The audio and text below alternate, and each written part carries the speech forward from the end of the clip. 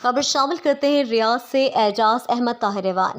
بین الاقوامی شہرت یافتہ اسلامی کتب کی اشاعت کا معروف ادارہ مکتب دارالاسلام ریاض سعودی عرب کے منیجنگ ڈائریکٹر مولانا عبدالمالک مجاہد نے رمضان المبارک کے بابرکت اور رحمتوں والے مہینے کے تقدس کو مد نظر رکھتے ہوئے مکتب دارالاسلام ریاض کے موظفین، معاونین اور عمائدین شہر ریاض کے اعزاز میں ایک شاندار اور یادگار پرتکلف فیملی افطار ڈنر کا خصوصی اہتمام وادی حنیفہ کے ایک استراحہ میں کیا گیا۔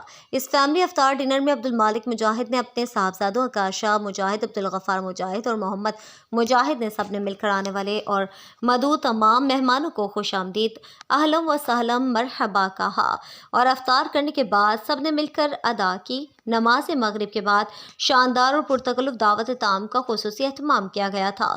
اس موقع پر ریڈیو پاکستان کراچی کے محترم عبید اللہ صدیقی کو بھی خصوصی طور پر دعوت افطار میں مدعو کیا گیا تھا۔ تقریب کے میزبان مولانا عبدالمالک مجاہد نے ماہ سیام کے مقدس مہینے کی مناسبت سے ہمسری زندگیوں میں آمد رحمت رمضان کی فضیلت اور اہمیت کے وسیع موضوع پر اظہار خیال کرتے ہوئے کہا کہ رمضان المبارک کا پہلا عشرہ رحمت اور دوسرا عشرہ مغفرت اور تیسرا عشرہ جہنم کی آگ سے نجات اور بچاؤ کا مہینہ ہے۔ جب رمضان المبارک کو چاند نظر آتا ہے تو آپ صلی اللہ علیہ وسلم نے فرمایا کہ رمضان کا چاند خیر و برکت کا مہینہ ہے۔ رمضان امت اسلامیہ کے لیے برکتوں اور تقدس سے بھرا مہینہ ہے۔ اس ماہ کی عظمت اور تقدس کا یہ بھی ہے کہ اللہ پاک کی طرف سے آخری الہامی کتاب قرآن پاک بھی اسی مقدس مہینے میں ہماری زندگیوں میں نازل ہوا تھا۔